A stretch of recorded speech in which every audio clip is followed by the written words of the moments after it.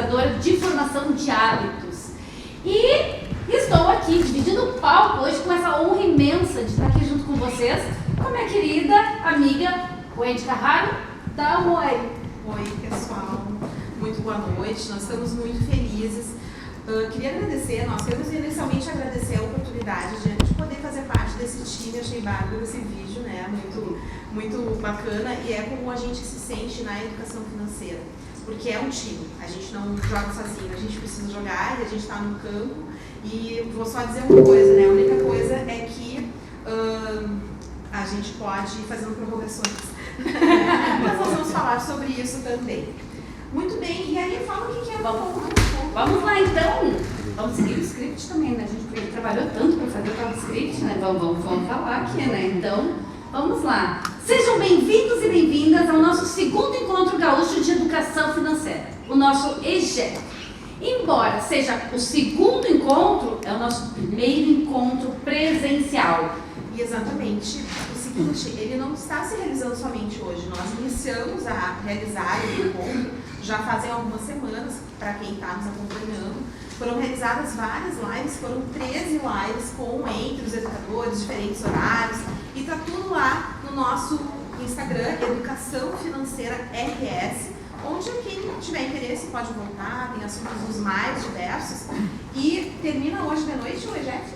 Não, gente, o EGEF continua tendo programação ainda ao longo da semana, e ainda depois a gente ainda vai ter mais outros spoilers que a gente vai dar sobre mais eventos que terão ainda, seguindo aqui a linha e a atuação do EGEF, que não acaba por aqui essa noite. Exatamente, porque a educação financeira ela não pode ter um ponto, ela tem que ter uma continuação. Então o nosso evento está construído dessa forma também. E eu queria, antes de mais nada, agradecer aos nossos apoiadores que permitiram a realização desse evento, porque nós, como educadores financeiros na prática, tivemos que correr, né, aproveitar os recursos, né, Diego, haja água, né, que não falte água hoje, enfim, e muito, né, a história de nós estarmos aqui nesse prédio maravilhoso, não pensa que foi tão simples, mas foi com muita educação financeira que a gente realizou. Então agora eu vou citar, a gente vai apresentar aqui alguns de vocês, os nossos patrocinadores, nossos apoiadores, e se estiver presente alguém, a gente gostaria que se levantasse para a gente poder vê-los, né? E aí ao final da apresentação de todos, aí a gente dá uma salva de palmas para eles. Boa, né? bonito. E eu sei que vocês devem estar pensando, essas duas estão tipo que nem o Silvio Santos, e elas vão jogar aviõezinhos de dinheiro. Só que não. A parte do dinheiro nós vamos ver com os nossos colegas que vão estar aqui dando dicas maravilhosas, porque dinheiro, assim, muito fácil, vai fácil também, né, prof? Então, vamos lá. Então a gente só dá não tem como ser melhor, que jogar aviãozinho não é tão bom quanto ouvir esse povo que vai falar aqui hoje. Não, precisa muito mais dinheiro do que ganha pegar aviãozinho do céu. Então vamos lá, então. Primeiro agradecer aos nossos apoiadores que permitiram a realização desse evento. Vamos lá, a APOF, Associação de Profissionais Orientadores e Educadores em Finanças. Cadê o representante da APOF? Muito obrigada. Gente, é muito importante todos os apoiadores, porque esse é um evento que ele é gratuito, ou seja, tudo de nós como educadores financeiros, ou como pessoas que se interessam por esse assunto, a gente sabe que nada é de graça. Tudo tem custo, sempre tem custo. Mesmo que seja só para vir até aqui, vocês tiveram custo. Tiveram que se deslocar, teve custo de tempo. E sem esses apoiadores, seria impossível, né, Wendy? Impossível. Vamos lá. Coptec, pessoal da Coptec está aqui? Hoje não. Não? Do Corecom, Conselho Regional de Economia do Rio Grande do Sul, sim. Nossa conselheira, Janile. Da Print Center BR, André Machado, que está ali com a gente. Da Martelo, Educação Financeira. Cadê ela? Que eu vi que ela estava por aqui. Está ali. Da Pocketbook for You, também, que é nosso apoiador. Da CZ Working, Escritórios Compartilhados. E, é claro, a Universidade Federal do Rio Grande do Sul. Afinal de contas, estamos nesse... E aqui represento todos os meus alunos. Cadê os meus alunos da turma? Cadê os alunos? Que bom. Vocês estão sempre fazendo nossa foto da turma lá. Pra valer a chamada, né? Até parece. É isso aí. Foi boa. Essa é a prof falando. Quem não estiver na foto não ganha presença na chamada. Inclusive, ele já tem tarefa, Ana. Eu passei pra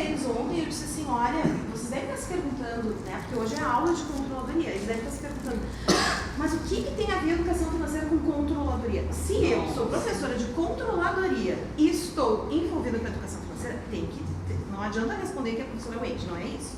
Eu comecei a fazer minha resposta, estava na página 3, aí eu disse, não, isso a gente conversa pessoalmente, então fiquem ligados. Fiquem ligados. Bom, e também gostaríamos de agradecer aos nossos patrocinadores, né, Wendy? Exatamente. Então, a economista de batom, vocês conhecem a economista de batom? Janine Soares, muito bem, nossa colega aqui. A Ana Pregardier. Eu estou falando as marcas, viu, gente? Esses educadores, esses nossos patrocinadores são marcas, né? Bril, Equilíbrio Financeiro, do Diego Ângelos. Camila Bavaresco, Educação Financeira. Fortus Group. Aqui. Everton Lopes, Economista. Inteligência Aplicada, do Natanael. Natanael. É de Caxias. Já teve evento em Caxias, gente. Teve edição de evento em Caxias. Presencial lá. Repense Educação Financeira, da Mariliane Caramão. Severo Capital, do Adriano Severo. E antes da gente dar o início, gente, assim, ó, a Janine e o Diego que estão ali, ó, os dois ali, eles nos convidaram e a gente fez o roteiro, a gente escreveu tudo que a gente vai falar, só que metade do que a gente está falando não está aqui. Né? Só que assim, eles escolheram as duas mais falantes que podiam imaginar. Então, né, enfim, faz parte. Mas a gente está dentro do nosso tempo. E antes da gente fazer a abertura inicial, a gente vai parar de falar, tá? Porque eu sei que vocês vieram ouvir também sobre a educação financeira. Mas antes de nós darmos sequência aqui na abertura, eu queria dizer para vocês que a educação financeira não tem a ver só com dinheiro. Aliás, eu costumo dizer que não tem a ver com dinheiro, tem a ver com recursos, com o que a gente faz. Então, quando a gente fez esse lançamento e a gente foi atrás de uma forma econômica, né, para que a gente pudesse viabilizar de uma forma inesquecível esse nosso primeiro, embora seja o segundo encontro, nós lançamos aí uma campanha para arrecadação de alimentos, né? Então, a gente agradece todos que trouxeram, porque esses alimentos vão ser revertidos para aqueles que são menos favorecidos, né? Inclusive, se você estiver pensando assim, esqueci o alimento. Acontece. Mas não tem problema, a gente tem uma solução. Hoje em dia, tudo tem solução, né? Nós não somos bancos, mas nós temos solução. Então, quem quiser colaborar, a gente vai estar, então, tendo ali na banquinha ali dos livros, só direcionar para o Pix do Diego, tá? A gente tem uma conta do nosso projeto, Pix, hashtag Pix Solidário. 1 quilo de arroz, 1 quilo de açúcar, 1 quilo de farinha, dá para usar muita coisa. Tá? E aí depois vocês nos sigam nas redes para vocês verem o que a gente vai transformar. E isso, gente, assim, não precisa ser um monte, tá? 1 quilo de arroz, vocês transferirem em 3, 4, 5 reais já ajuda. É R$5 o quilo. 5, tudo bem, mas assim, transferindo alguma coisa, tá ajudando, né? Vamos lá, então. Vamos lá, né? Então, para aproveitarmos bem o tempo, gostaria de convidar, então, agora a doutora Karen Bertoncello para fazer a abertura oficial do nosso encontro. Venha cá, doutora Karen.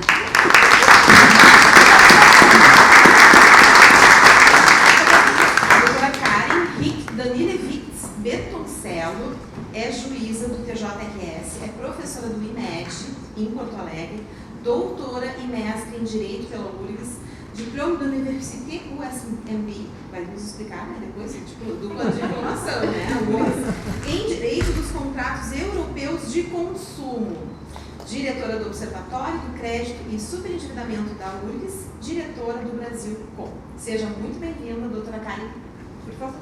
Muito obrigada, pessoal. Obrigada, Wendy, pela gentileza. Eu quero agradecer e dizer a minha felicidade de vir aqui.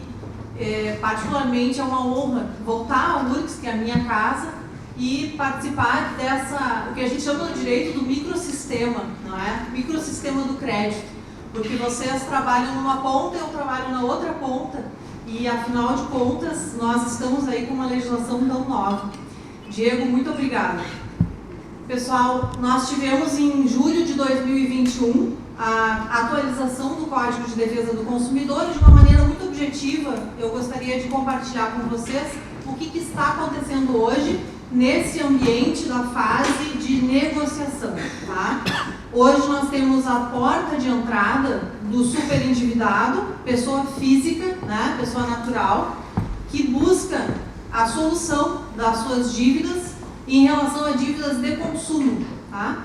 São fases judicial, fases consensual. A fase consensual ela é obrigatória. Hoje não existe mais aquela alegação dos bancos, dos credores, de dizer não tenho interesse em renegociar. Hoje não é opcional, é obrigatório. Tá? Eles podem não fazer acordo na fase consensual, mas eles serão submetidos a um processo, se esse consumidor buscar ou a Defensoria Pública ou um advogado.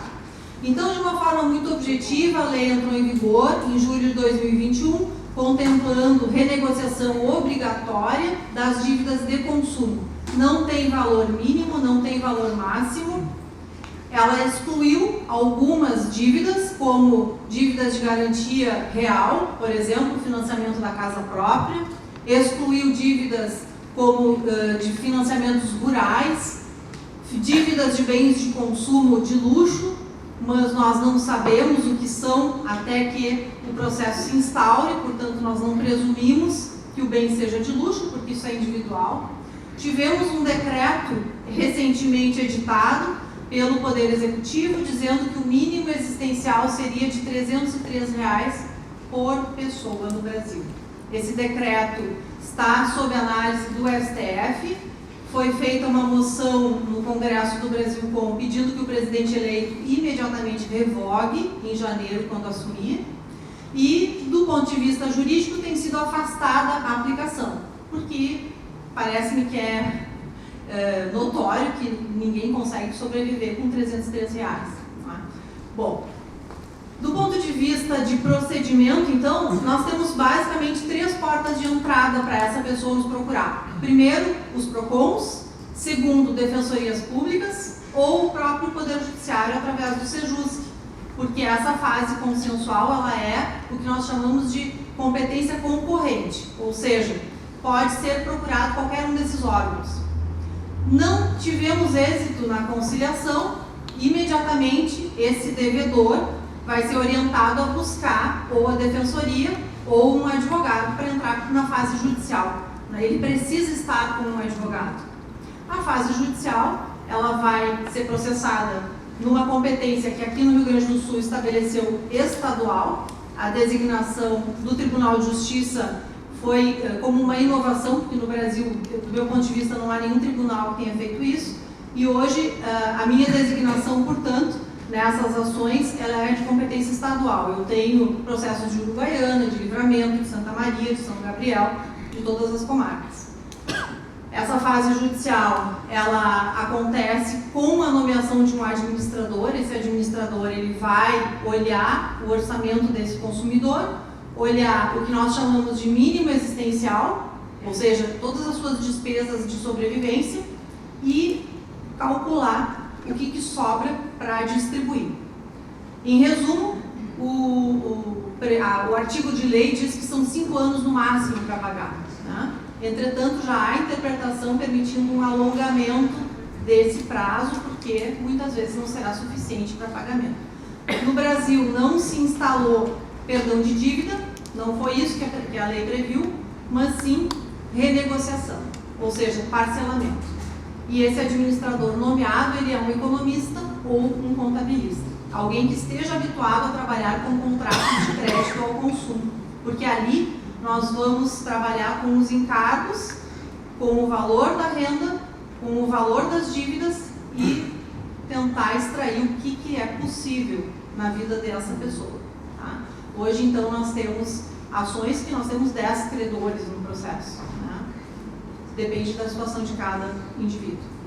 E encerrando, é importante lembrar que esse processo é um processo de procedimento especial, portanto ele não tramita no juizado especial, ele vai tramitar nessa vara que eu comentei, que é uma designação estadual, e ele é acessível a qualquer pessoa física, repetindo, portanto pessoas jurídicas estão excluídas dessa benesse em virtude da Lei de Recuperação Judicial. Eu vim aqui, na verdade, situar os senhores, dar essa notícia de como nós estamos. Hoje, Nós já temos mais de 600 ações tramitando no Estado em relação a essa matéria, e a semana que vem nós vamos ter um grande encontro no STJ, em que vários especialistas vão falar a respeito dessa organização judiciária no Brasil inteiro, e eu convido a todos os senhores, vai passar ao vivo no canal do YouTube, e lá eu vou ter a oportunidade de apresentar essa organização que nós estamos tendo aqui no Tribunal de Justiça, que foi pioneiro, porque afinal de contas esse atendimento iniciou em 2006 aqui no Estado.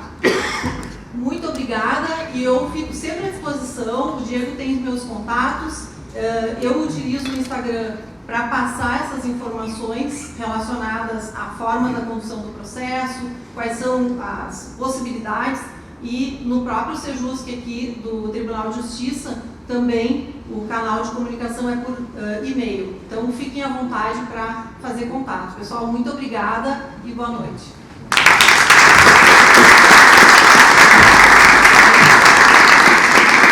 Muito obrigada, doutora Karen, pelas suas orientações, muito importante.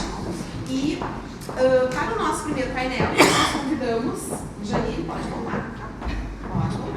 Aqui, vocês sabem aqueles filmes, não baratos, inclusive são bem caros, hollywoodianos, né? Que aparece o ator, ele tá lá no saguão do hotel, daí daqui a pouco ele é o gerente do hotel, daqui a pouco ele tá lá na piscina, somos nós aqui, né?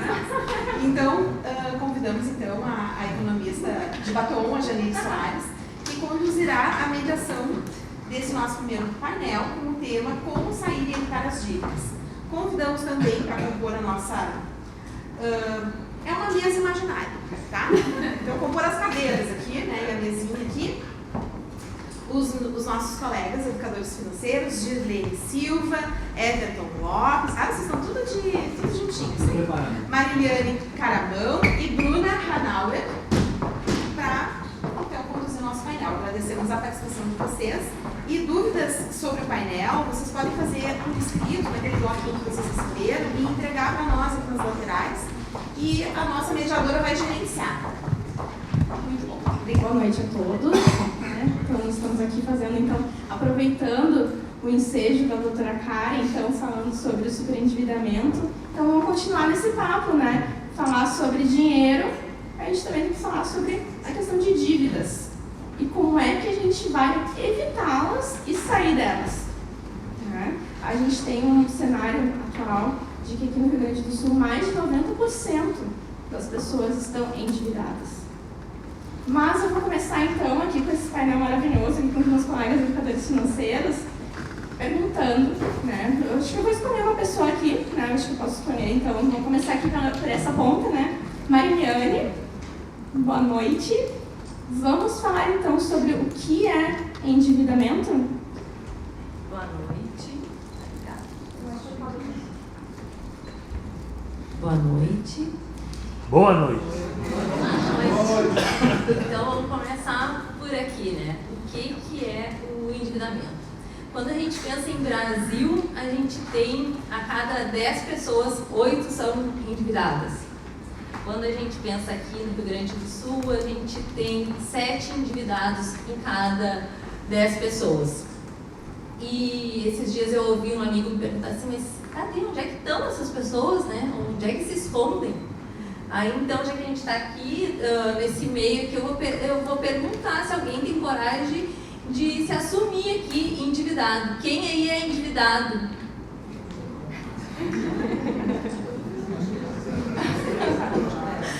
Então, e para quem não levantou a mãozinha, eu vou perguntar assim, vocês parcelaram alguma coisa no cartão de crédito no último mês ou nos últimos 2 meses?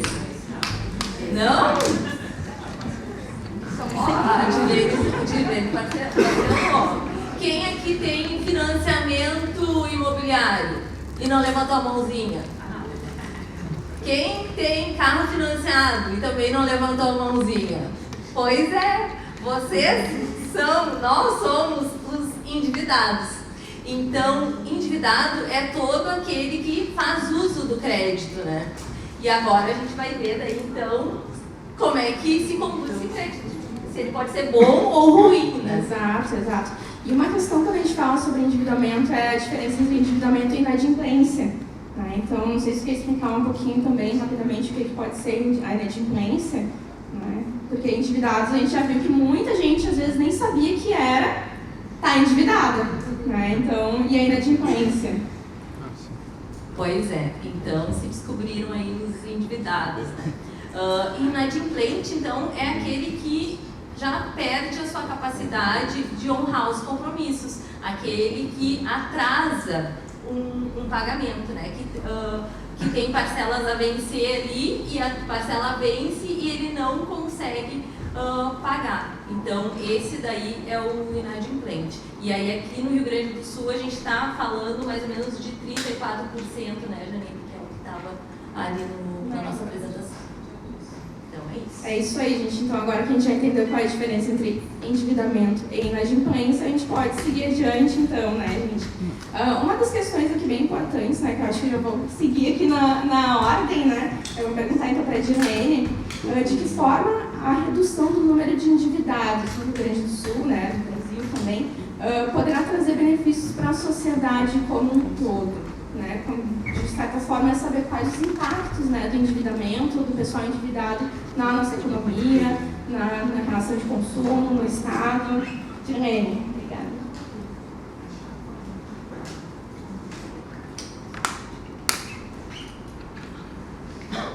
Oi? Tudo bem?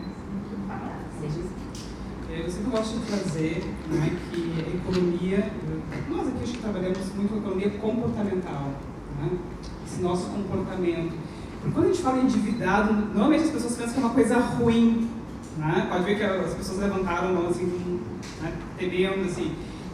O grande perigo é a gente se endividar mais que a nossa capacidade de pagamento, né, de cumprir, de honrar o compromisso. O endividamento ruim mesmo é aquele que ultrapassa a nossa capacidade de rendimento a mais de 70%. Então, as pessoas com essa capacidade já extrapolada, elas têm problemas já de saúde. Né? Por isso que a economia comportamental acaba afetando a saúde dela de uma maneira muito grave. Eu costumo dizer, quem é que já não perdeu o sono por causa de dinheiro? Quem é que não fica ansioso, não fica nervoso? Né? Então, o endividamento, o superendividamento, ele pode passar por um caso de saúde pública. Eu trabalhei durante 30 anos nas empresas e era muito comum os colaboradores, a pessoa era um ótimo colaborador, e daqui a pouco vinha o supervisor, o gerente dizer, olha, poxa, não sei, ele era muito bom e daqui a pouco começou a ter alguns problemas. E aí eu tinha o RH junto comigo, o pessoal do RH começou a pesquisar, eram as pessoas que estavam super endividadas. Sabe aquela pessoa que não recebe mais salário no final do mês?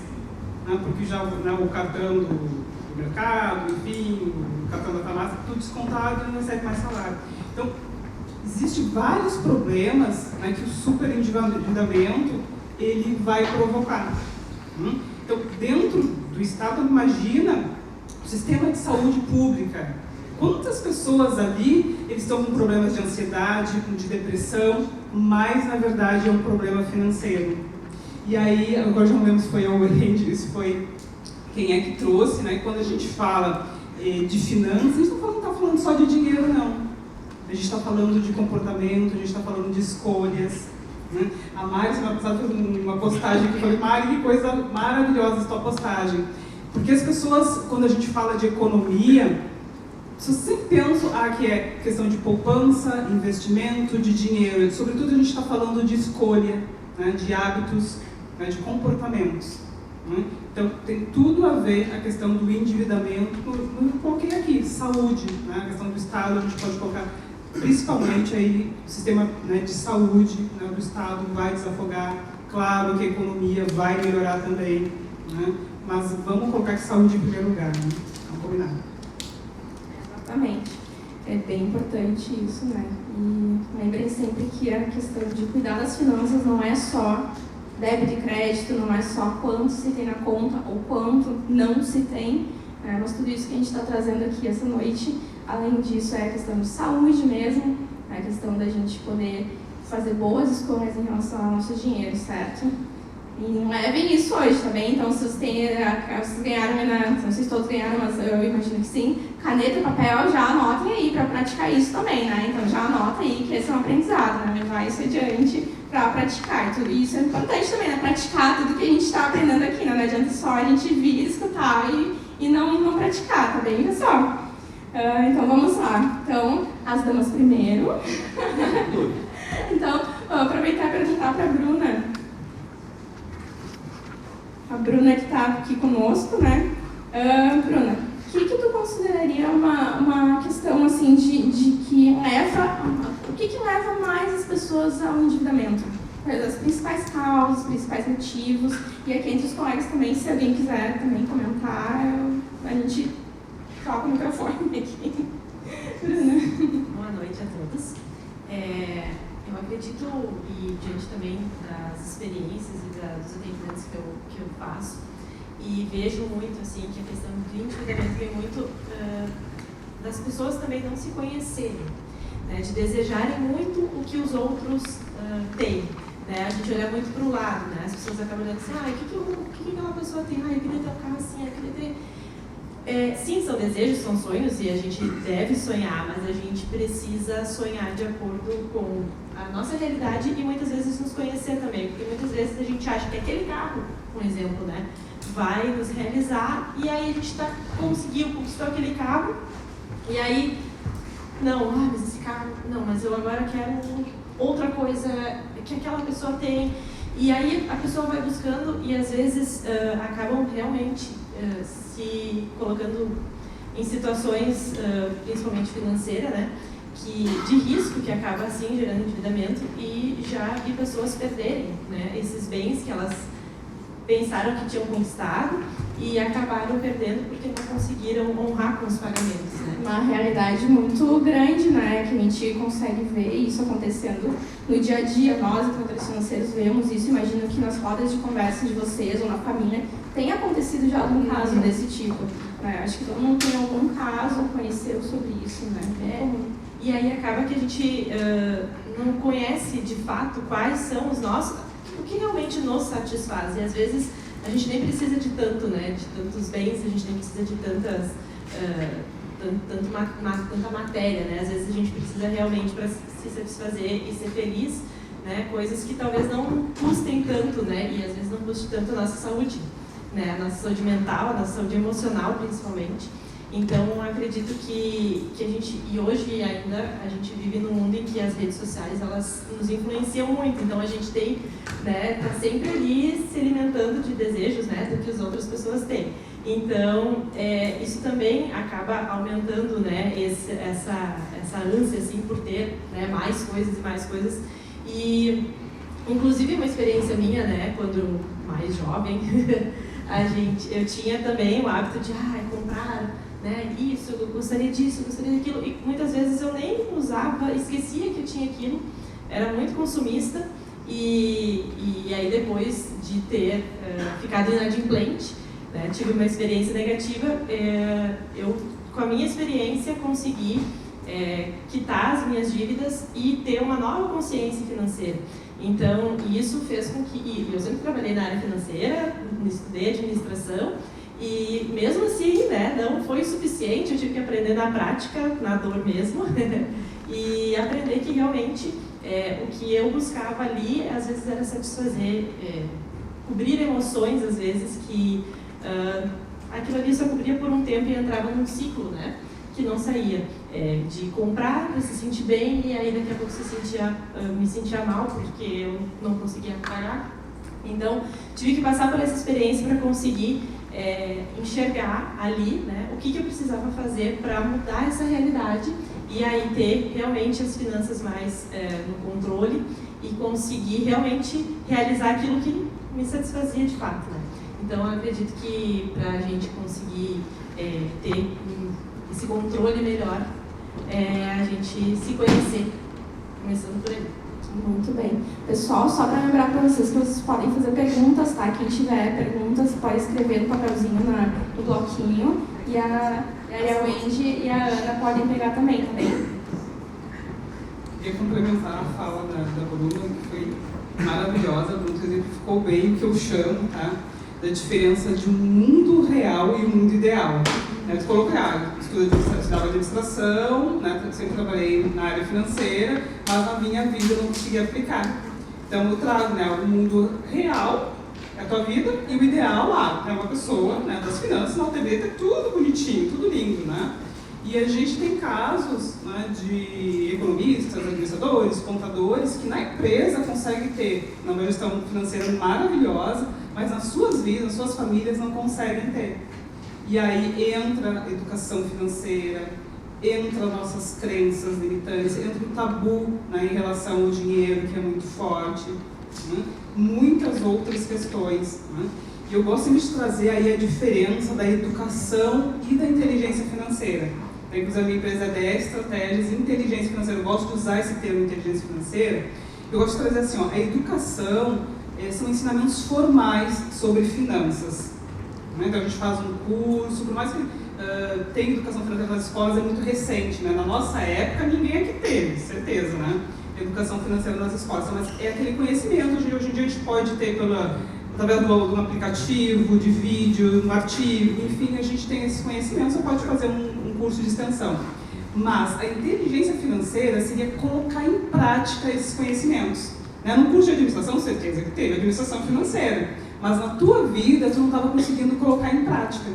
Né? Isso, o conhecimento ele só traz resultado quando realmente colocado em ação. Né? Eu costumo dizer que eu era economista antes da graduação, porque eu conseguia ter uma inteligência financeira muito forte. Eu costumo dizer que eu geria um recurso que eu nem tinha, que era dinheiro. Eu conseguia gerir. Então, essa é a inteligência financeira. Então, a gente traz de novo, eu trago muito para a questão do comportamento. Né? Então, muitas pessoas não têm educação financeira formal, mas elas conseguem ter inteligência. Né? Mas quando a gente tem a educação financeira, é muito mais fácil de colocar em prática uma coisa que a gente já conhece. Né? Então, o ideal é a gente unir a educação financeira com a inteligência financeira. Isso trouxe um exemplo assim, fantástico. Ótimas falas, então. Obrigada, gurias. Uma das coisas que eu acho muito bom nisso é que a gente precisa realmente ter a base. Né? A gente precisa conhecer o chão que a gente está pisando. A partir disso, é importante a gente conseguir direcionar alguma decisão financeira, alguma decisão do dinheiro, das nossas emoções, principalmente. Né? Então, eu achei muito legal o relato que a Bruna trouxe aqui pra gente. E como a gente está falando dessa parte comportamental, né, então eu vou direcionar então, agora a próxima pergunta para o nosso colega aqui, Everton, que, né, é economista comportamental. Então a gente vai falar sobre essa questão, né, que a gente está vendo que a educação financeira também é comportamental, né, a gente tem falado muito sobre isso aqui essa noite, não é só sobre o dinheiro em si, e que uma pessoa endividada pode sofrer com essa situação. A gente falou aqui a questão de que muitas pessoas não dormem à noite. Muitas pessoas ficam preocupadas com como vai pagar a dívida, porque a dívida está consumindo a sua renda. Então, a gente teve aqui na fala também da doutora Karen, a fala aqui dessa noite, então isso é bem importante. Né? Então, Everton, como é que a gente pode ajudar essas pessoas? Como é que a gente pode contribuir para ajudar essas pessoas? Porque eu duvido que aqui não tenha um familiar, um parente, um amigo que está numa situação de endividamento ou de superendividamento ou sofrendo por isso e que a gente muitas vezes nem sabe. Né? Então, como é que a gente pode ajudar? Como é que a gente pode contribuir para que essa pessoa consiga dar andamento em relação às suas dívidas? Bom, boa noite a todos, é um prazer estar aqui. Eu já começo dizendo o seguinte, né? Todos sabemos que somos mais emocionais do que racionais nas nossas escolhas, nas nossas decisões financeiras, né? E sabe que a gente às vezes, nós não vamos falar de dica, acho que depois, né? Mas eu vou tocar uma dica de cara para vocês aqui que todos devem conhecer. Nós temos duas dicas fundamentais de educação financeira, das finanças pessoais. A primeira é a gente viver dentro da nossa realidade financeira, não é verdade? E aí está um grande erro, talvez, do endividado. Ele não vive dentro da sua realidade financeira. Ele tem um limite de R$5.000 de cartão de crédito, tem 5.000 de salário e vive como se ganhasse 10. Então aí já começa, ele não vivendo dentro da sua realidade financeira, ele já tem um problema. Então, eu vejo aí que tem, antes disso tudo, um primeiro passo. E qual é esse primeiro passo? Ele precisa se conscientizar. Ele precisa ter uma consciência financeira, né? Eu sei que informação está cheia, gente, é só ligar, é só fazer um Google. Agora, conhecimento, ele precisa conhecer, ele precisa saber quais são os seus objetivos, para que vocês ganham dinheiro. Não é só para pagar água e luz, gente, nem telefone. Quais são os objetivos de vocês? No momento em que vocês têm objetivos, a gente começa a se conscientizar e ver de uma forma diferente como vamos usar o nosso dinheiro. E aí tudo muda. E daí na hora de, se eu quero, vou dar um exemplo prático, assim, muito, talvez vocês gostariam ou não. Eu quero ir para Paris, por exemplo. Quanto custa eu ir para Paris? Ficar 7 dias lá, X reais. Ok? Quanto eu preciso ter de dinheiro para isso? Aí eu vou num shopping e vejo uma promoção. Eu preciso comprar o que eu preciso, né? E não só o que está na promoção. Então eu preciso pensar também, poxa, eu quero ir para Paris, preciso viver dentro da minha realidade financeira. Portanto, preciso viver gastando menos do que ganho. E veja bem, ó, dinheiro é para gastar, gente, mas gastar com qualidade. Se a gente não gastar com qualidade o dinheiro que a gente ganha, o que a gente vai fazer? Há uma diferença, eu não me lembro se foi a Dinal, se foi que falou sobre eu digo assim, existem duas pontas, o sovina e o perdulário. Para quem não sabe, né, o sovina é o pão duro, o perdulário é o gastador. Ambos sofrem do mesmo jeito. O sofrimento é o mesmo. Quero dar um exemplo prático da minha vida, bem rapidinho. O meu avô morreu com 92 anos, deixou todo o patrimônio que tinha para nós. E num momento da vida dele lá atrás, eu me lembro que eu fui na casa dele, cheguei lá e disse assim para mim, Everton, estou com uma vontade de tomar uma cerveja, será que tu pode comprar? Ele podia comprar um caminhão de cerveja. E eu comprei a cerveja para ele. Ele não estava sofrendo, gente? Poxa, a pessoa que não serve abrir mão, morreu aos 92 anos, sem aproveitar a vida. A gente precisa aproveitar a nossa vida. E dinheiro serve para isso. Serve para a gente aproveitar a vida. Não é, o dinheiro é só um meio. É só um meio. Ele não é um fim. Ele serve para isso. Então, acho que é importante. E o comportamento das pessoas, a gente vê, a gente não pode se aprofundar, não tem como se aprofundar aqui, né? Aquele meio comportamental. Infelizmente. Né? Infelizmente, mas é um assunto que a gente, muitos de nós aqui já. Da live. Quem sabe uma live sobre isso, né? Então, se a gente conseguir. É difícil controlar as emoções, obviamente, né? Mas se a gente tiver uma consciência de que realmente o que queremos fazer com o nosso dinheiro, qual é o nosso objetivo? Coloque um objetivo na vida de vocês. No momento que tu bota aquele objetivo, eu quero fazer isso, a partir daí eu consigo pensar diferente. Na hora de comprar alguma coisa, será que eu preciso? Será que realmente não vai fazer falta para aquele objetivo que eu tenho que é maior? E a gente precisa ter objetivos claros, de curto, médio e longo prazo. E celebrar. É preciso celebrar. Se a gente não celebra, que graça tem? Qual é a vantagem de trabalhar 30 dias, 21 dias, sei lá quantos dias cada um de vocês trabalham? A gente às vezes trabalha até mais de que horas por dia. Então o que adianta se eu não posso chegar no final do mês e adquirir alguma coisa que eu realmente pensei em fazer? Então não tem graça nenhuma trabalhar somente por trabalhar. Dinheiro é só um meio. Exatamente, acho que o Everton já antecipou aqui várias dicas, né, pra gente, seria já antecipou várias dicas, já deu vários spoilers aqui, né, sobre a questão do endividamento. E também é uma questão importante a gente conversar sobre as consequências dessas dívidas, a consequência desse endividamento.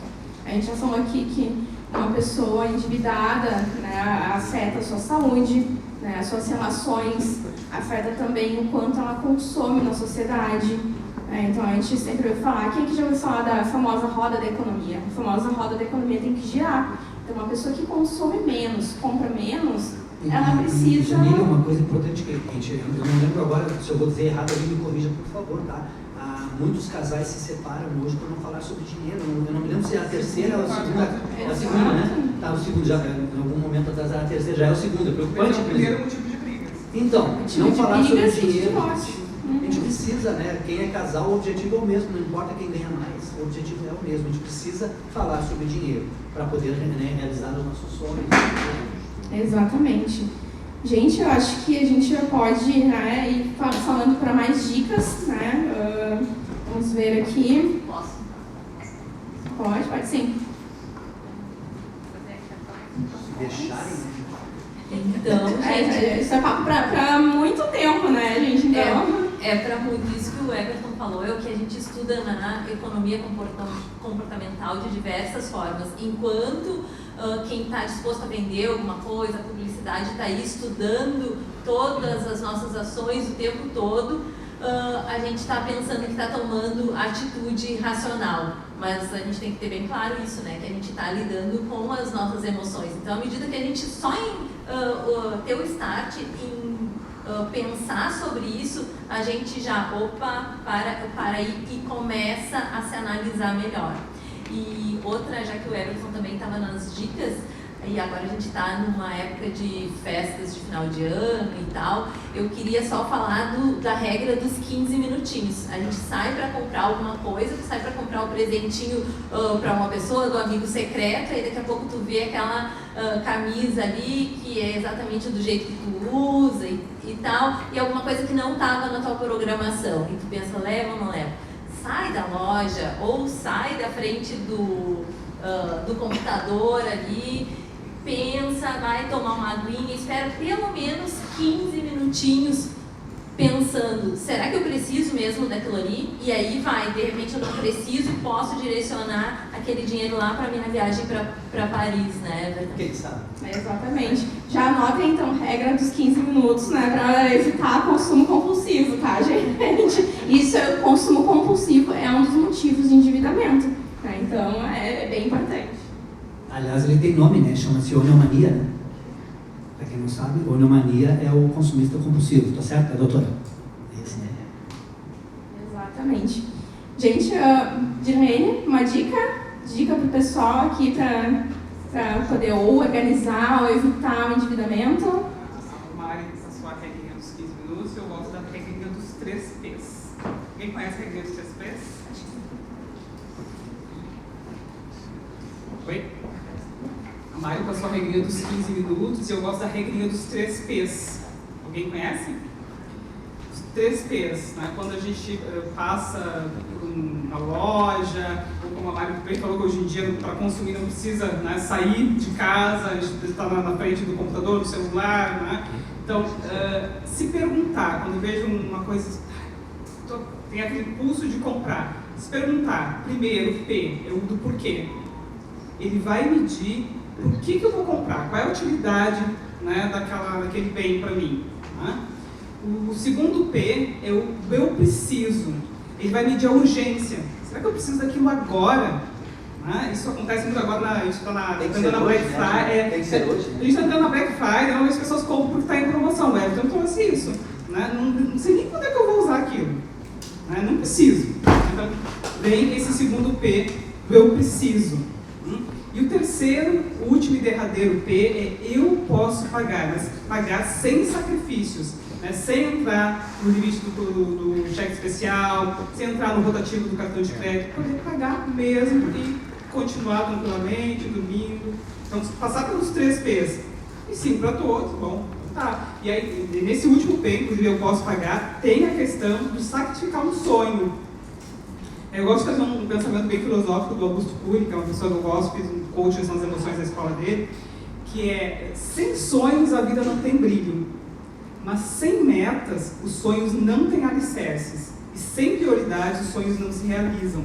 Eu trouxe esse pensamento, né, para a minha empresa de finanças, porque é colocar o teu sonho como objetivo, e a partir daquele objetivo a gente vai traçar metas para conseguir chegar àquele sonho. E aí a gente vai priorizar o nosso consumo. Porque é muito mais agradável a gente priorizar o consumo, deixar de consumir alguma coisa por, né, impulso, para pensar no teu objetivo. O objetivo é a viagem a Paris, né, um carro novo, enfim. A gente vai estar priorizando o consumo, deixando de consumir alguma coisa momentaneamente, mas por um objetivo maior. Lembrar que o nosso cérebro imediatista, né? Vocês sabiam que o nosso cérebro é imediatista, né? Ele sempre vai burlar nosso plano, nosso planejamento e vai nos manter no mais confortável, no mais quentinho, no lugar mais seguro e no que vai nos atender em alguma coisa mais rápido, né? Então a gente vai ter que burlar o cérebro imediatista para conseguir realizar com essas metas e transformar essas metas em sonhos, né? Só uma frase aqui também, pensando no Everton, que foi certeiro. do dinheiro serve para nos servir e nunca ao contrário. Né? Tem gente que vive como se fosse escravizado pelo dinheiro, que é o dinheiro que manda. É importante a gente ter em mente isso, né? O dinheiro serve para nos servir, que é esse meio e não a finalidade. A gente não deve trabalhar pelo dinheiro sim, mas pelo que o dinheiro vai nos proporcionar. Certo? Isso aí. Agora, Bruna.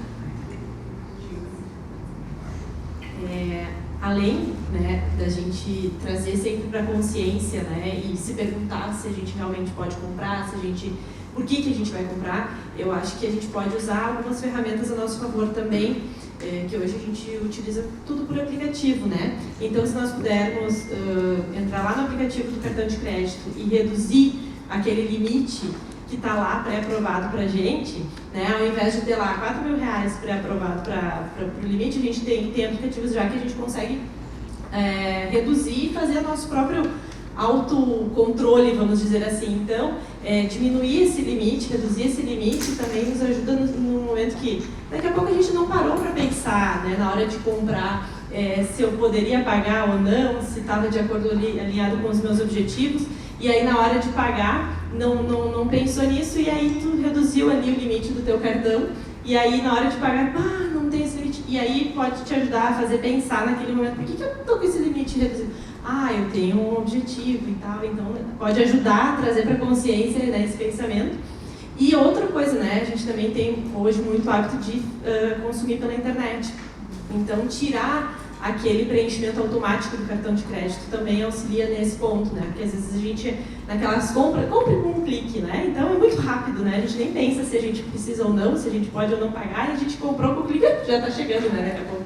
Então, também, né, tirar essa opção de ter o cartão ali já salvo automaticamente também nos faz pensar um pouquinho de novo antes de realizar a compra. Acho que ajuda bastante isso. E deixa eu complementar uma coisa importante também. Gente, assim, eu não sei como é que vocês controlam a vida financeira de vocês, se é através de planilha, se é aplicativo, se é na agenda. Só não pode fazer contabilidade mental.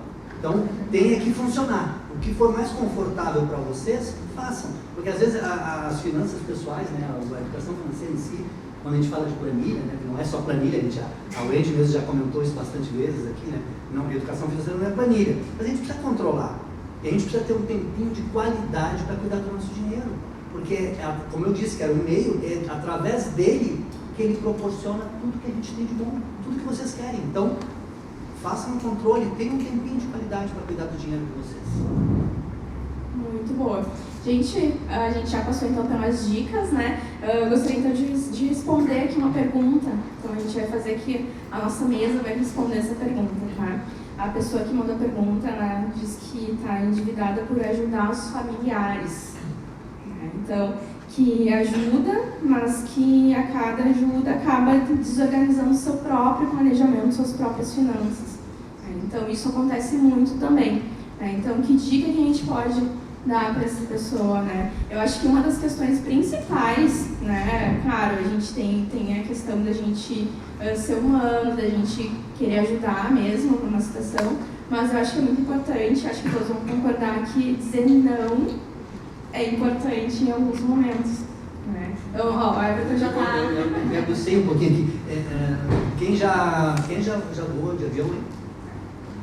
Então sabe, né, daquelas instruções que eles dizem, né, ao acontecer alguma coisa, primeiro a gente mesmo, né? Então a gente precisa ser um pouquinho egoísta quando a situação é dinheiro, tá? Tem que ajudar os familiares? Claro que tem, é que iria se negar.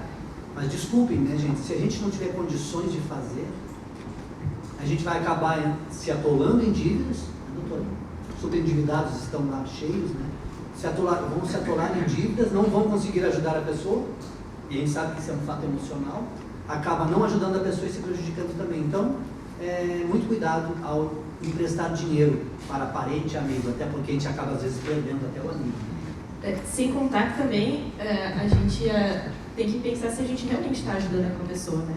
Porque às vezes a gente só está emprestando dinheiro e o X da questão não está sendo resolvido. Então, às vezes, tu pode dizer não e ela vai pedir para outra pessoa, ela vai pedir para outra pessoa, e o problema em si não está sendo resolvido. Então, às vezes, a gente tem que pensar também se de fato a gente está ajudando a pessoa ou se a gente está só criando mais problema para Tem nós. exceções, né? Doenças. Lógico. Então, alô? Essa questão, né, de ter familiar em pedir emprestado dinheiro, a gente precisa aprender a dizer não, no sentido que pode nos prejudicar. Mas também tem a questão do crédito, né? Que às vezes o familiar pede um crédito. Ele, não vou te pedir o dinheiro. Mas pode fazer um crediário para mim? Pode me emprestar o teu cartão? E aí é pior ainda. Eu acho mais prejudicial, porque em relação a dinheiro, tu vai emprestar uma quantidade X. E às vezes, se tu empresta o teu crédito, aí tu não valoriza tanto, tu pensa, é para pagar depois, ou não está saindo do meu bolso agora, e não te incomoda com o valor daquele crédito. Mas quem está fazendo o crédito é o teu CPF, não é o CPF daquele que está pedindo. Então é o teu CPF que vai para o Serasa, não é daquele familiar, por mais que tu tenha um vínculo afetivo, que essa é uma questão emocional também, que a gente estuda bastante na economia comportamental. Isso serve para filho, às vezes o filho vem e pede alguma coisa e a gente... Netos, né? Muitos aposentados, e a gente muitos tem uma idosos. dificuldade, né, em dizer não e acaba fazendo aquela dívida ou comprando aquilo que está muito além das nossas posses, muito em função disso, né, desse afeto. Mas a gente tem várias formas de demonstrar afeto, que não é comprando o que é mais caro e não é se afundando em dívidas, né. E se a gente for comparar ali a questão de dinheiro e crédito, por exemplo, eu acho que é bem mais saudável tu emprestar um dinheiro a fundo perdido, que seja, do que emprestar teu nome. Empreste aquilo que você não precisa, né?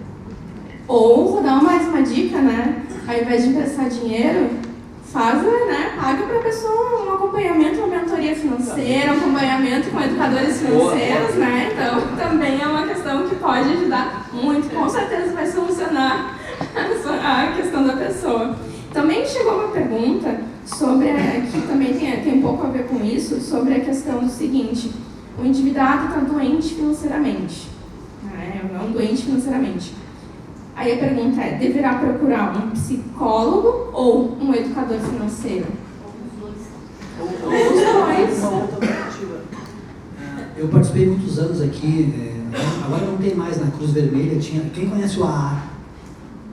Existe o DA, tá, gente? Devedores Anônimos. Pessoas que estão doentes financeiramente, né, que perderam total controle das suas dívidas, da sua vida financeira. Isso é bem complicado. Então, muito cuidado ao emprestar dinheiro, de fato, né? Tenha esse cuidado, além de estar emprestando o seu principal ativo, que é o seu nome.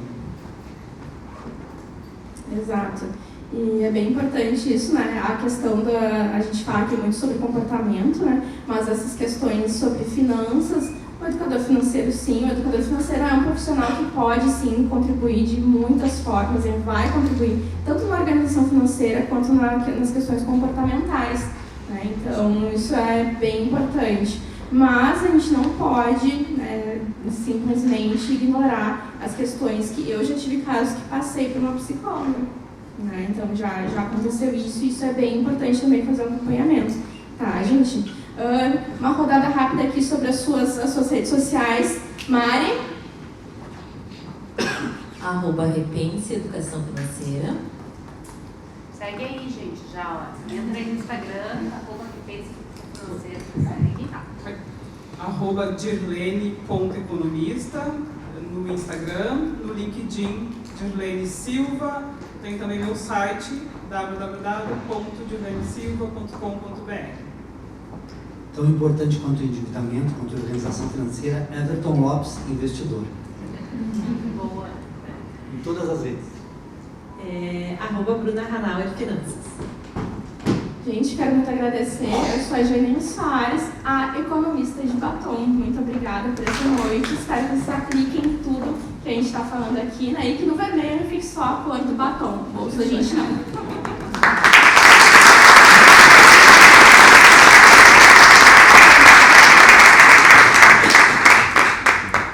Vamos aí, pessoal.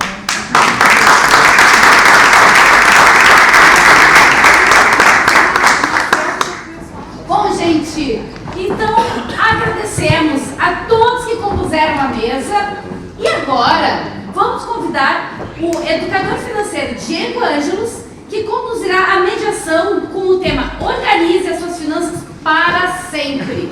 Inclusive, Diego, já guardei a pergunta que vinha aqui, ó, que veio na sequência, que ela aqui, ó, tá super dentro do tema da mesa, já vai começar a mesa com pergunta aí na mão.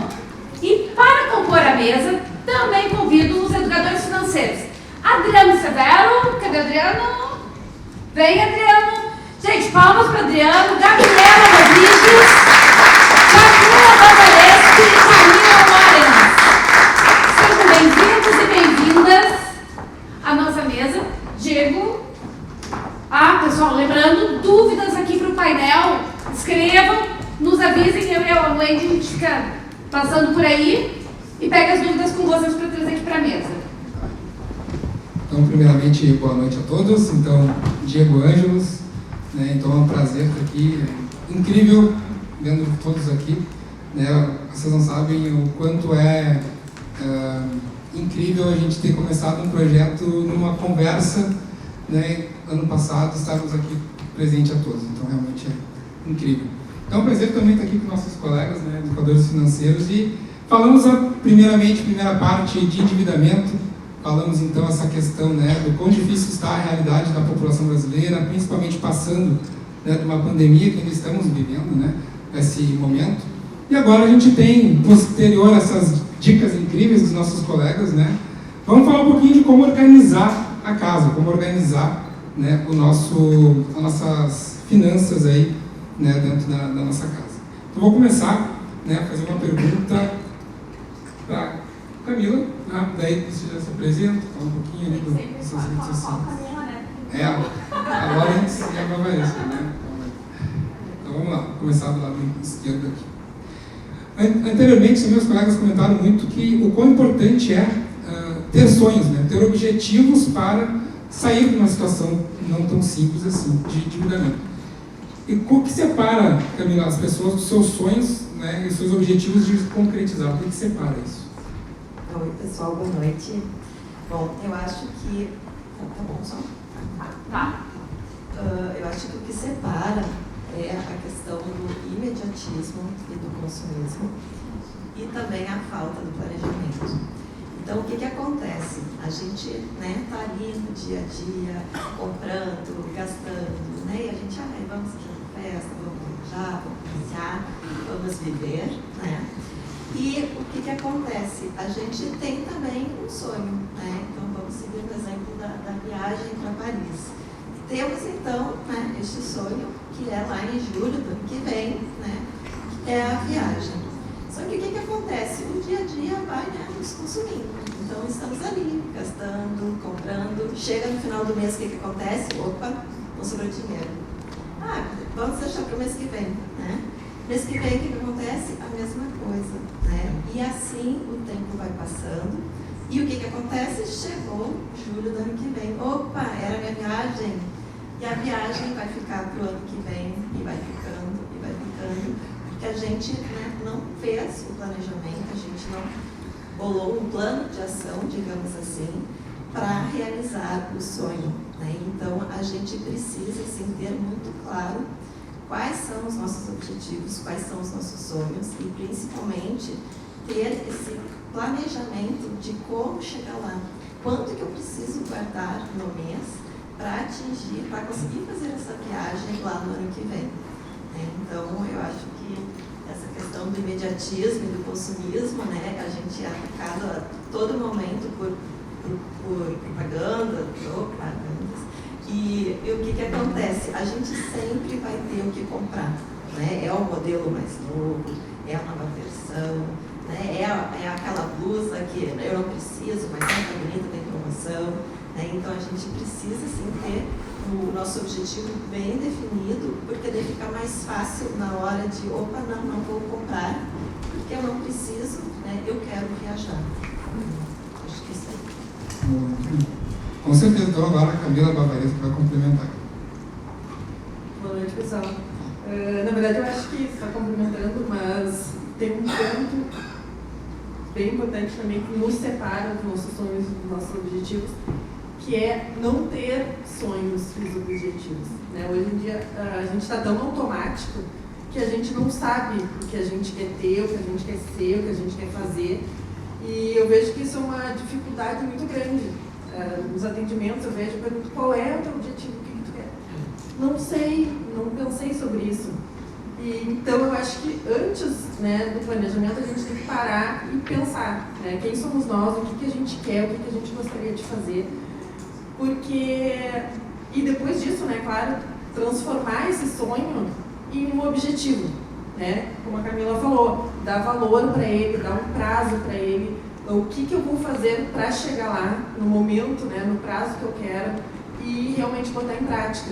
Então, acho que esse é o nosso primeiro exercício, descobrir aquilo que a gente realmente quer, aquilo que faz sentido para a gente. Por mais que hoje pareça inalcançável, pareça ridículo, que a gente nunca vai conseguir, mas põe no papel, escreve, né? Verifica quanto custa, porque pode se tornar possível, né? Talvez não em 1 ano, 2 anos, mas quem sabe em 5, quem sabe em 10, mas o importante é a gente não desistir. Muito bom. E, na verdade, para vocês terem uma ideia, eu trabalho muito com a educação financeira infanto-juvenil, né? Com crianças, com adolescentes.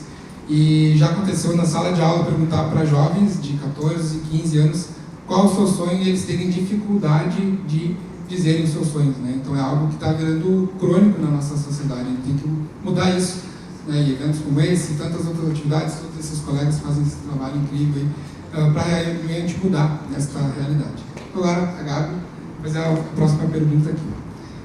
Ao seu ver, Gabi, qual que é o maior desafio de uma pessoa começar a fazer um planejamento financeiro, né? Então a gente já vê que tem as pessoas aí que estão endividadas. Qual que é a maior dificuldade que as pessoas têm de iniciar, de começar o planejamento financeiro? Bom, boa noite. Estou muito feliz por estar aqui com todos os educadores financeiros, com essa energia linda aqui. Eu acho assim, ó, dando continuidade além que a gente falou aqui, justamente o que afasta isso é o como fazer. Então, assim, é importante a gente ter sim um planejamento financeiro para a gente conseguir realizar os nossos sonhos. Então, planejamento financeiro parece que é um nome assim, de outro mundo, mas nada mais é que a gente refletir sobre os nossos sonhos, tirar ele do modo fantasia, do modo ilusório, colocar ele no papel através de objetivos. E daí os objetivos, a gente tem metas, e essas metas financeiras, elas devem ser bem claras para a gente. Não adianta a gente só deixar lá o nosso quadro dos sonhos, nosso mural dos sonhos. É bom, claro, visualizar aquilo e tá sempre ali visual mesmo pra gente, né? Porque isso mexe também com a nossa mentalidade, com os nossos comportamentos, nos abastece e com os nossos hábitos, né? Nós vamos tirar desse mundo assim ilusório, só do sonho, vamos passar para o objetivo e para as metas. Então, o planejamento financeiro, ele engloba tudo isso. Nada mais é do que a gente ver direitinho o nosso orçamento mensal, organizar direitinho as nossas finanças, quanto a gente recebe, qual o nosso salário, quais as nossas despesas, se está nos sobrando, se está nos faltando. Então, isso a gente vai ter um diagnóstico, uma foto ali do nosso orçamento mensal. Depois dessa foto do nosso orçamento mensal, a gente vai replicar isso para curto, médio e longo prazo, tá? Ou seja, para 1 ano, para de 2 a 5 anos e para mais de 5 anos. E aí que a gente começa a tirar os nossos sonhos, colocar os nossos objetivos e traçar, definir bem as nossas metas. Essas metas financeiras, elas vão participar do nosso orçamento. Então, é importante, sim, a gente ter no nosso orçamento mensal as nossas metas financeiras, os nossos objetivos ali, no nosso orçamento mensal. Então, como a Cami falou, né? Vamos viajar para Paris, de repente, em julho do ano que vem. Qual que é o nosso orçamento? Vou gastar 10 mil reais, digamos, né? Uma viagem daqui 10 meses. Então, eu tenho condições de separar no meu orçamento mensal 1.000 reais por mês? Opa, para aí. Então, aí já é o meu objetivo, já está dentro ali da minha meta mensal. Consigo? Não consigo. Então, vou ter que ou fazer a renda extra, ou verificar as minhas despesas, o que eu posso diminuir para conseguir poupar, para atingir aquele meu objetivo. Então, vocês conseguem perceber que a gente está tirando um sonho que a gente quer realizar e está colocando ele no papel e está firmando um compromisso com a gente. E a gente precisa ser fiel, sim, ao nosso orçamento, porque a gente merece. Perfeito, muito bom. E a gente sabe, né, o quanto que um sonho, um objetivo acaba nos motivando, né? Mas só a motivação não serve, a gente precisa também de disciplina. Então não adianta estar lá dentro do orçamento e você não fazer. Uma coisa é a realidade e outra coisa é uma coisa a teoria, uma coisa a prática. Então também vou fazer a mesma pergunta para o Adriano. O que ele acha que é o maior desafio para iniciar um planejamento financeiro, daqui a pouco até de algum caso de algum cliente que você tenha para trazer para a gente, seria legal. Boa noite a todos, obrigado pela presença, prazer estar aqui com vocês também. Acredito que um dos maiores problemas depende se a pessoa está do lado, digamos, negativo ou se ela está do lado positivo. Geralmente, se está do lado negativo, ela tem dificuldade em querer entender aquela realidade, porque de fato não é muito bom, não é muito prazeroso ver que a situação está descomportável, está desajustada. E geralmente, quando a pessoa está do lado positivo, ela acredita que aquilo ali não necessariamente serve para ela. Enquanto está sobrando ou até mesmo está com as contas ajustadas, receitas e despesas. Mas é muito importante, e a gente vai falar muitas coisas aqui que são similares, que a gente concorda mesmo, que discorda, porque não existe um único caminho. Tem que... Vocês vão ouvir diversas dicas, diversas orientações, mas tem que fazer sentido para vocês mesmo. Então, por isso até que algumas coisas já falaram. Tanto faz onde vai fazer essas anotações, vai ser uma planilha no computador, um aplicativo, impresso, um caderno, tem que fazer sentido. E eu já acredito que não necessariamente tem que fazer para sempre, porque de fato é uma coisa muito chata, dá muito trabalho ficar anotando todas as despesas, todos os gastos. Mas eu acho que é importante fazer por um período. Geralmente em torno de 12 meses é o que eu considero suficiente, porque já pega o período de tudo que costuma acontecer no ano. E o planejamento ele envolve pensar lá para frente, envolve de fato planejar. Se a gente for fazer uma compra agora e for parcelar em 12 vezes, a gente vai terminar de pagar próximo do Natal do ano que vem e o Natal desse ano ainda nem chegou. Então é algo que a gente tem que pensar bastante o que vai impactar no nosso orçamento. É muito comum que a gente pense, vou fazer uma parcela de R$100, R$200, vai caber no orçamento. Aí chegando, parcela em 5, 6 vezes. Aí no mês seguinte, mais 200 cabe no orçamento, vai acumulando. Então é muito importante que faça um controle.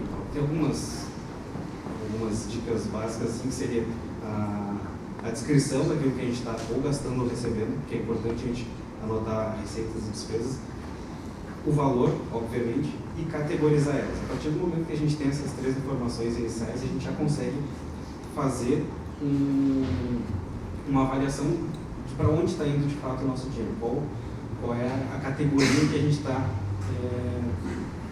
colocando mais dinheiro com esse perfil. Inclusive, a gente pode até mesmo aumentar algumas despesas. E é muito comum as pessoas se punirem, se culparem quando você está fazendo algo que costuma dar prazer, porque ela pensa, não, mas a situação é essa, eu poderia estar juntando mais dinheiro, eu poderia estar saindo dessa situação, porque aquilo ali está dando prazer, então eu não posso estar fazendo isso. Então é muito comum a gente se punir por isso. Então, a partir do momento que tem todos esses valores mapeados, a gente consegue fazer esses ajustes. E uma dica que eu acho muito interessante, que eu costumo passar sempre, é conversar com as pessoas. Porque a gente tem um tabu, como já foi dito, a gente não fala sobre dinheiro. Não quer dizer que a gente vai sair falando para todo mundo quanto é que a gente ganha, quanto é que a gente gasta. Mas é muito importante a gente conversar. Às vezes tem uma pessoa na nossa família, tem uma pessoa que trabalha com a gente, que já passou por uma situação similar àquela. Eu quero comprar tal coisa, tu já fez isso, eu vi que tu fez tal coisa, eu vi que tu viajou para tal lugar, eu vi que tu comprou um carro, preciso pagar essa despesa, como é que tu fez? Porque a pessoa ela vai te dar dicas valiosas de como ela já passou por isso. Então eu acredito que a gente tem sim que conversar. Eu vejo que é um tabu, ninguém gosta muito de falar sobre isso. E, inclusive, é muito comum algumas pessoas chegarem em alguns lugares com um carro novo, com alguma coisa nova, mas na verdade está super endividado para aquilo ali, não pagou, já tem notificação. Então é muito valioso conversar e trocar informações entre vocês mesmos. Vai conversar com alguém, não fez sentido aquela dica, vai lá e conversa com outra pessoa. Às vezes pega uma dica de cada um e consegue montar algo que faça sentido para ti. Muito bom, então o Adriano já trouxe muitas dicas aí, né? Então o pessoal que aproveitou já para anotar, que realmente tem um passo a passo, né? Tem um roteiro para se organizar financeiramente, né? E cada educador financeiro tem as suas características, tem a sua forma de trabalhar e vai se adaptar também ao cliente, né? À pessoa que está ali na frente dele, né? Então até aproveito para perguntar para a Camila assim, de que forma tu acha que o educador financeiro pode contribuir no planejamento da vida das pessoas?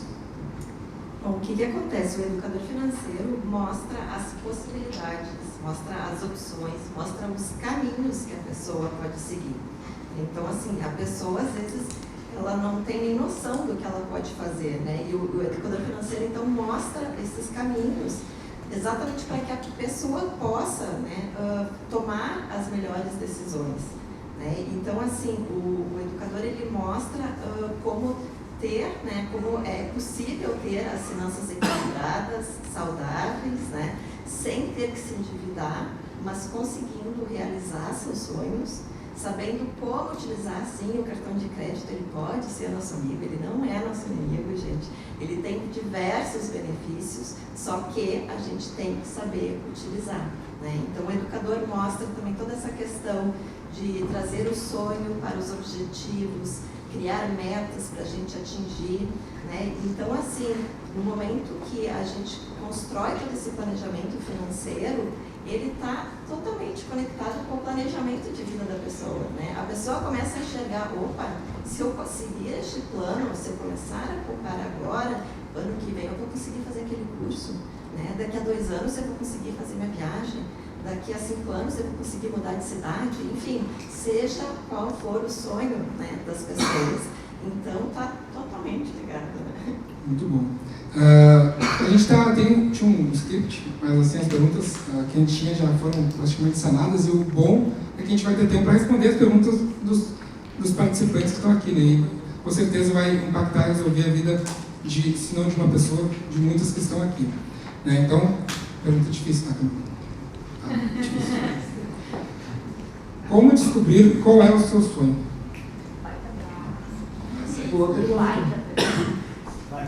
Então, primeiramente, a gente tem que se conhecer, né? Saber aquilo que nos dá prazer, aquilo que nos traz qualidade de vida, aquilo que nos faz feliz. E isso é muito particular, né? Para mim vai ser uma coisa, para o Diego outra. Então, essa pergunta a gente tem que fazer para nós, né? O que a gente gosta, o que nos faz feliz? É fazer um churrasco no final de semana, é ir para a Indonésia, é ter o carro do ano, ou é poder tomar uma cerveja sexta-feira com os amigos, né? Isso é muito particular. Então, acho que esse é o primeiro ponto, né? A gente se conhecer. Se mesmo assim a gente não conseguir, pede ajuda, né? Pergunta para as pessoas, para a mãe, para o namorado, para o marido, enfim, o que poderia fazer feliz, por exemplo, um casal, né? Já que eu estou com dificuldade, bom, vamos pensar no coletivo. E prestar atenção naquilo que faz no seu dia a dia, se aquilo está fazendo sentido, se não está. Conversar com outras pessoas, até redes sociais nos ajudam nisso, né? A gente vê as pessoas nas Maldivas comprando carro, sei lá, a gente vê coisas...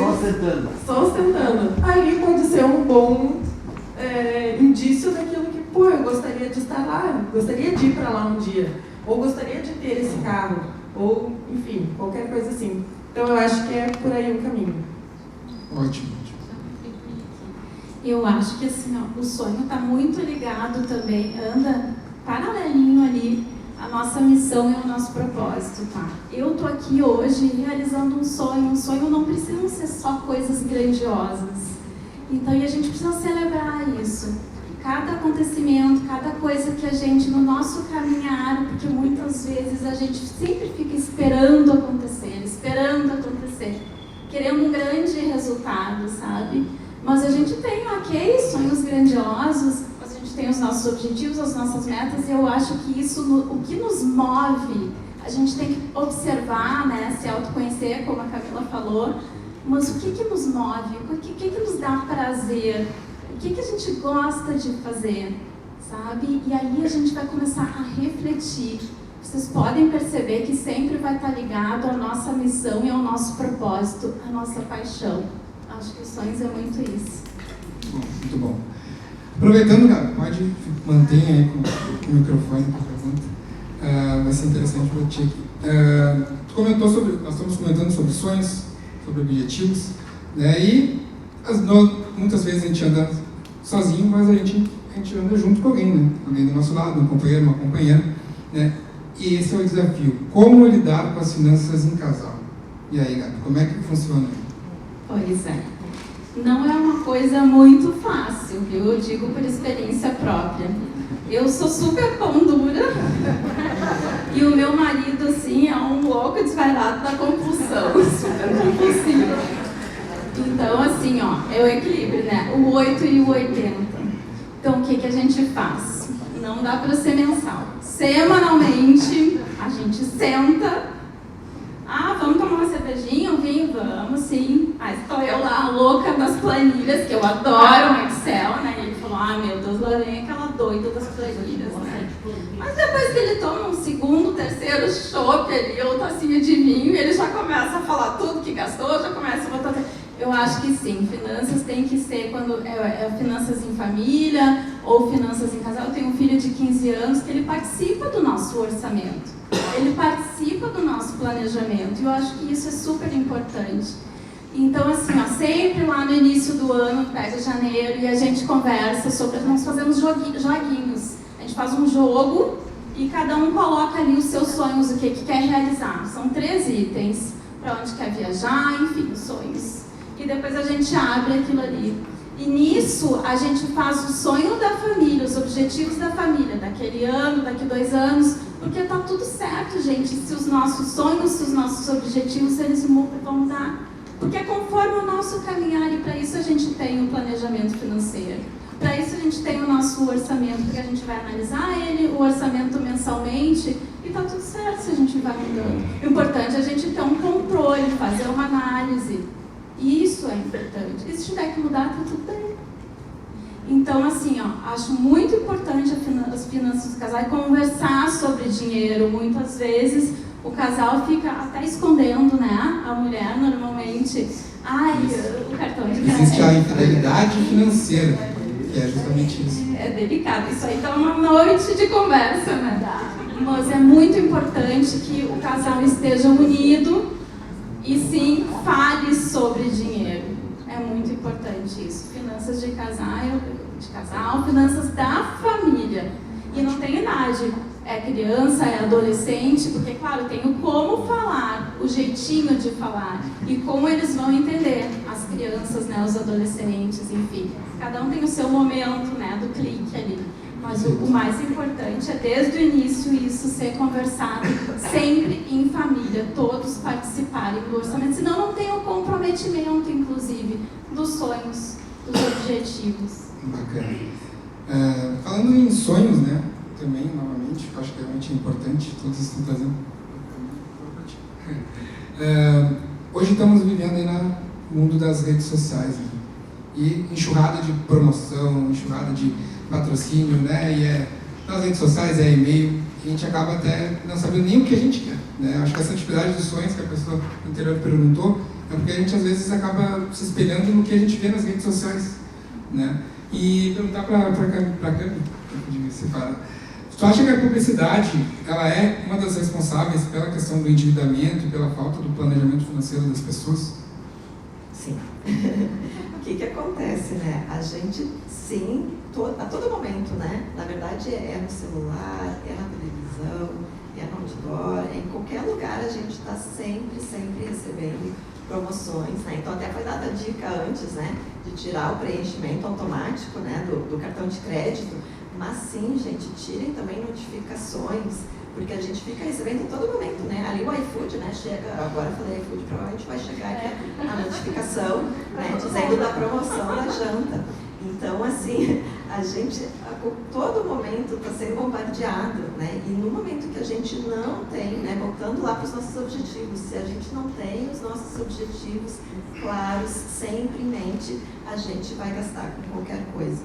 né? Então, sempre, o objetivo é o principal, né? Então, aqui até já fica como exercício, anotem aí, chegando em casa, relacionar 10 sonhos, né? A Gabi falou, né? Os sonhos não precisa ser aquela coisa grandiosa. Sim, pode ser aquele, né, que vai demorar realmente 10, 15 anos para a gente conseguir, mas pode ser aquele que a gente vai fazer na semana que vem, no mês que vem, né? Agora, eu não sei, vamos lá, levantem a mão aí, vocês têm 10 sonhos, porque só aí já é difícil, né, conseguir mapear, mas o que eu quero para mim?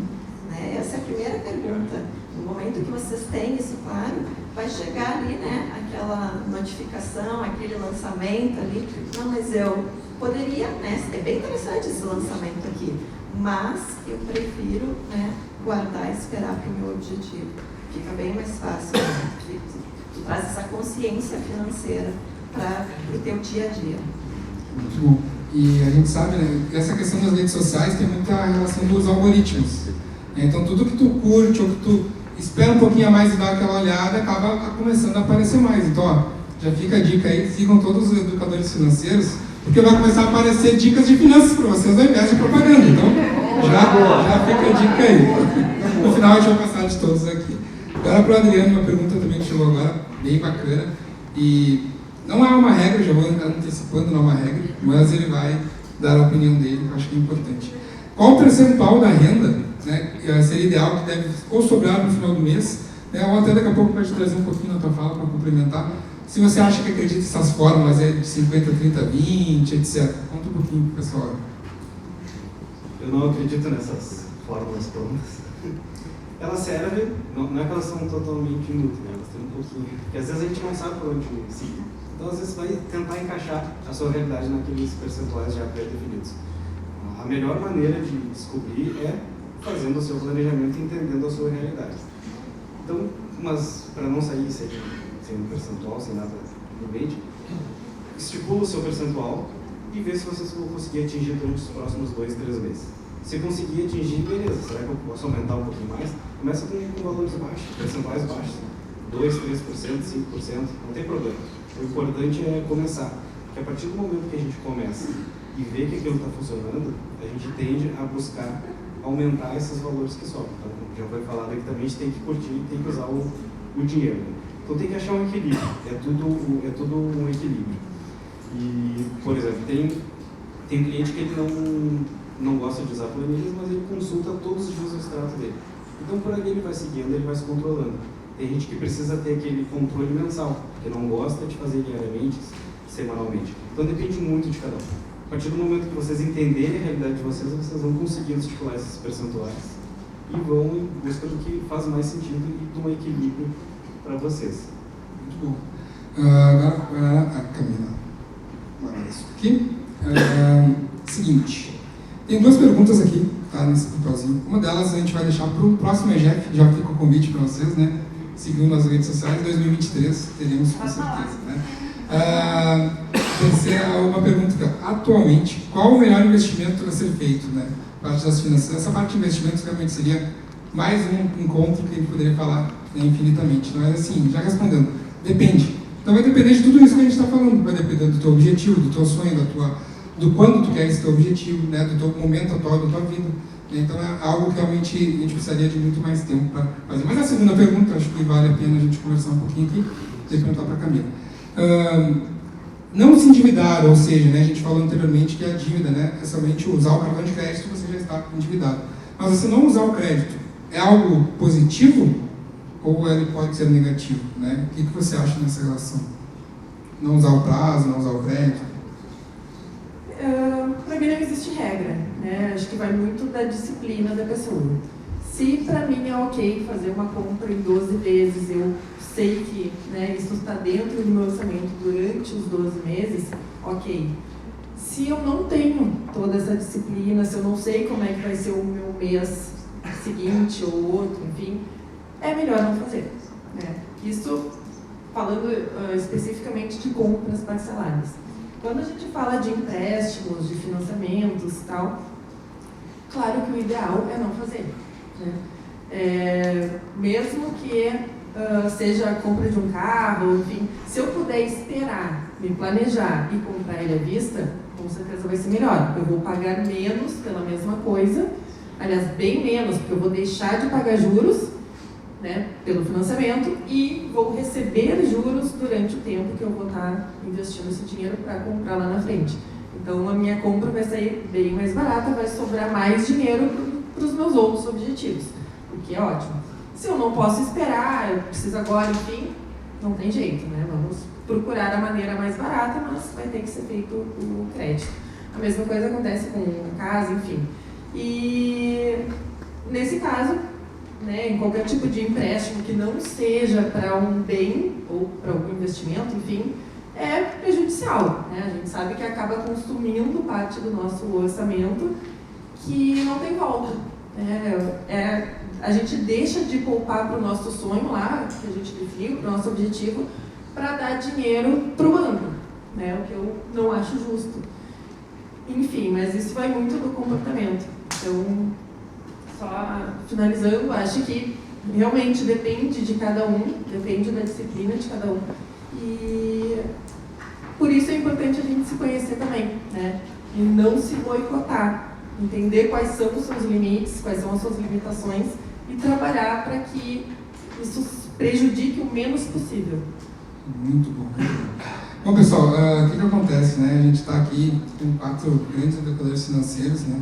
E anteriormente também, cada um deles poderia ficar aqui 2, 3, 4 horas falando, porque tem muito conteúdo, tem muita propriedade para falar. Mas a ideia é realmente nos reunirmos, né? Estarmos aqui de forma presencial, né? Então realmente é sensacional a gente estar aqui. Mas a questão do tempo, a gente realmente vai ter que finalizar esse painel, né? Mas fica o convite também para nos seguir nas redes sociais, né? No Educação Financeira RS, que nós vamos continuar com as lives. Como já fizemos 13 lives, então foram 13 horas de conteúdo. Tá? Então agora é só os colegas passarem suas redes sociais para o público aí, por favor. Bom, eu trabalho no Instagram, é gabirodrigues.finanças. Financas, né? Porque não tem esse cedilho. Vai ser um prazer, eu tenho normalmente conteúdo diário, adoro fazer live, fiz diversas aí da GF. E estou, assim, à disposição para contribuir com a educação financeira com vocês. Eu sou uma pessoa super acessível, me chamem no direct, eu posso ajudar. Tá? O meu Instagram é @CamilaBavaresco e o meu site é camilabavaresco.com.br. Meu Insta é @SeveroAdriano, podem mandar mensagens, falar sobre investimentos, gestão financeira, e eu estou realmente aberto a conversar com vocês. E se for mandar mensagem aqui da palestra, diga que assistiu, eu saber de onde é que veio também. O meu Instagram é cami.finanças, financas, né? Então podem mandar mensagem, né, que eu vou adorar receber vocês e mandar respondendo também. Muito bom, eu sou o Diego Angelos.bril, me sigam lá nas redes sociais, com certeza será um prazer aí ter todos vocês comigo. Gente, então, muito obrigado, agora vamos fazer aquela foto, né? Mas antes eu acho que palmas, né,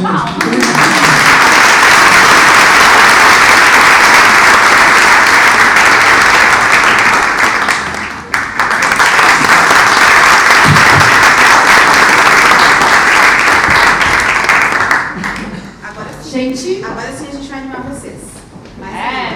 Agora, primeiro, gostaria de agradecer a todos os participantes que compuseram a mesa. E agora, gente, a gente tem mais três coisinhas ainda aqui no nosso EGF. E uma delas, aguardem que tem os sorteios, gente. Então, não vão embora antes dos sorteios. Tem mais de 10 livros, e mais kits, e mais planners, e tem um monte de coisa para sortear. Então não vão embora ainda, segurem aí. Agradeço a mesa, a todos os convidados que estiveram aqui na mesa. E eu queria muito falar para vocês o seguinte: educação financeira tem a ver com como nós nos relacionamos e escolhemos, como nós solucionamos as situações. A origem etimológica da palavra, lá do latim finantia, quer dizer isso: solução amigável de uma situação ou contenda. Então, finanças não tem a ver só com dinheiro, tem a ver com como a gente resolve as coisas. E o EGF é um bom exemplo disso, porque aqui, nessas mesas, aqui na plateia, nós temos diversos profissionais de educação financeira, profissionais que trabalham em Porto Alegre, no Rio Grande do Sul, no Brasil inteiro, internacionalmente, gente. E todos aqui são profissionais, colegas, e a gente não precisa competir. A gente está aqui pela educação financeira, por nós, pela sociedade, pelas pessoas que a gente atende. A gente não precisa competir, brigar, bem pelo contrário, a gente está aqui juntos, todos juntos, pela educação financeira. Isso que é o EGF. É todos nós buscando uma sociedade melhor, um país melhor. E vamos combinar, tem espaço para mais um monte de educador financeiro ainda, porque vamos combinar, né? Nosso país ainda não está organizado o suficiente para estar sobrando educador financeiro. Então, o EGF é isso, gente. É todo mundo trabalhando em conjunto. E para isso...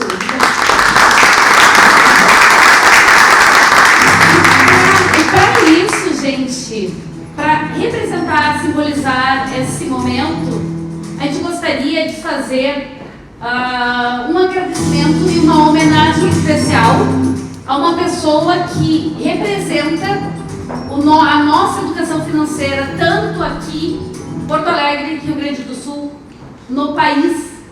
Inclusive foi reconhecida como o melhor projeto de pesquisa em educação financeira do Brasil pela Xavier Investimentos. Ela não sabe disso, então ela deve estar bem da cara comigo agora, porque eu não posso falar outras coisas. Claro que não estava no script, mas, gente, obviamente, nós gostaríamos de, sendo o EGF esse encontro, onde todos nós trabalhamos juntos, sem ciumeira, sem competição, cada um tem o seu negócio, e todo mundo vai fazer o seu negócio. A gente queria homenagear uma pessoa bem incrível pra gente. Vai lá. Palmas, gente!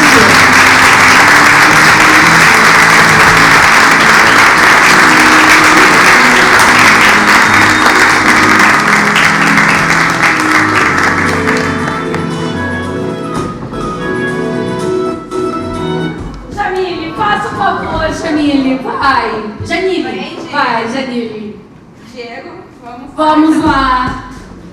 Gente, essas, né, com tudo isso que a... palmas!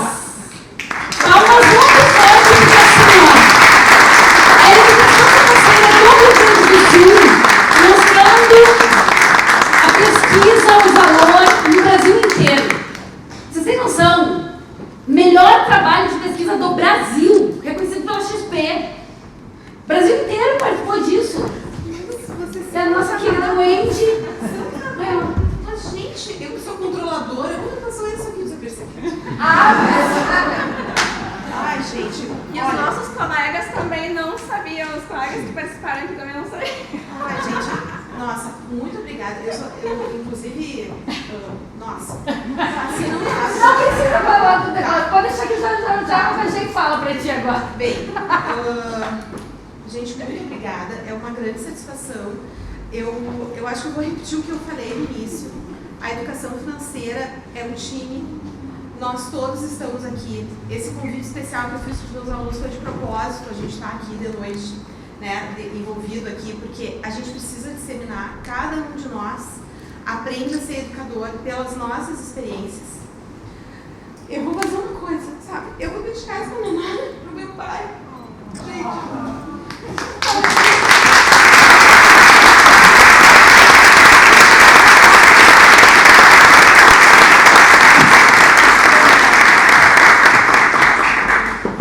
Porque assim a gente aprende educação financeira na prática. Eu passei uns bons perrengues, as pessoas acham assim, ai não, né? A família foi fácil. Minha mãe veio da Europa, né? Rica, né? Mas a gente passou tanta dificuldade, né, mãe? Coisas que vão ficar para um livro, né? E o quão eu aprendi. Eu não tive na escola, mas eu tive em casa. E que com amor, com dedicação na família, e se dá certo, e deu certo, e a gente está trabalhando e fazendo com que, mesmo com o necessário, né? Aprender a usar o necessário. Nossa, e eu desejo, eu homenageei, né? Então, o pai, né? Que foi nosso educador junto com você. Agradeço, e cada um de nós, se passa por uma dificuldade, a gente não tem que ter vergonha. A gente tem que aprender aquilo ali e E quando a gente passa, a gente tem mais propriedade. É impressionante. Porque ninguém vai tirar da gente. Se a gente disser assim, olha, tu tem que aprender a comer esse tipo de comida. A pessoa vai dizer, ai, não gosto assim, ai, eu fico pensando assim, lembra da sopa de tomate? Lembra da sopa de tomate? A semana toda. E olha, eu vou deixar isso para uma outra história. Porque e é assim que a educação financeira faz parte da nossa vida. E eu desejo que cada um de vocês seja um propulsor da educação financeira. Né? Eu gostei muito assim, de que a gente tenha uma legislação, né? E a gente precisa ajudar as pessoas. A gente não pode ter vergonha de dizer que o que deu certo com a gente não vai dar com o outro. E é assim que a gente vai transformando esse país, esse mundo, né, ao nosso redor. Né, mãe? E aquele gerente que vendeu um cartão de crédito para ela na minha cara. E eu quase fiz um né. E a mãe, né, disse assim, deixa um presente, daqui presente pra ela. Ele estava levando ela. Gente, muito obrigada.